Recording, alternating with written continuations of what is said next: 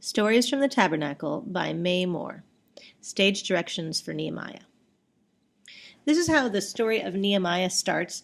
There's a brown felt underlay, and I've used just regular blocks to make the wall in a semicircle. And then there's people of God who are living in the city of Jerusalem. This is where the audience is, right? This is the storyteller's perspective. And the walls are at least sort of two levels, so that when you knock them down, which is what's going to happen next when the people attack, you can knock off a few things and leave a few things still standing. But now you can really see that the people are really vulnerable. And so a few people are left, but a number of the people are going to leave, including Nehemiah. So we're going to move them out of this ruins over here. And we're going to spread them out a little. And this is the one that I picked to be Nehemiah. And these are the remnant who's going to remain inside the city. Now we're going to introduce the character of the king, who's a wooden figure wearing a cloak. And we're going to set him up on a block over here. So this is going to be closest to the audience, but it's a little harder from the storyteller's perspective to see. But it's just a block. It's up here. And the king is going to be up on it. And Nehemiah, I'm going to show that he's working for the king. He's down. He's not on the block, but he's standing in front of the king. So this is where he is when he is in exile working for the king. And then when he gets the news about the city of Jerusalem, we're going to have him mourn. So we're just going to set him face down to weep. And then he comes back into the king's presence.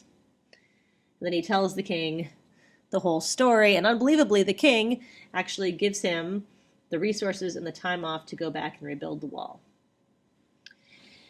So then we're going to move him back. And let's bring these people back, sort of inside the area where the walls are still ruined. And now, one of my favorite parts of Nehemiah is all the different people who are named who help rebuild the wall. And I wanted to name them all. Well, I wanted to name some of them. So I made these little outlines out of cardboard. And it's just a few little sort of heads, really. It's really simple. And then on it I wrote, Uziel the goldsmith and Hananiah the perfumer. So as we talk about who helped, I'm just going to read that name of the people who helped, and I'm going to place them around the walls. Also, Shallum and his daughters. You can place them over here as if they're rebuilding the wall over here. The sons of Hassanah. See, it's just very simple. It's just pencil. I just did the heads and then a few little suggestions, and then made a slit in the bottom so that I could put another piece they could stand up.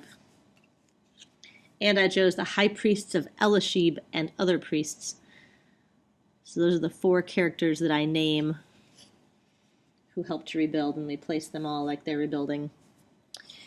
And then they are the enemies that Nehemiah discovers he has. So I have these two wooden figures, and then I'm placing them out over on this side of the wall as if they're watching to see what's happening. And then slowly the wall starts to be rebuilt. So we'll slowly sort of bring it back together. And as this is happening, the enemies are saying, they're never going to finish. It's not going to happen. So when they speak, you touch them. And Nehemiah, you kind of show him saying like, oh, Lord, help me. Everyone, grab a spear while you're doing your work. And slowly rebuild the walls. And bring these people in.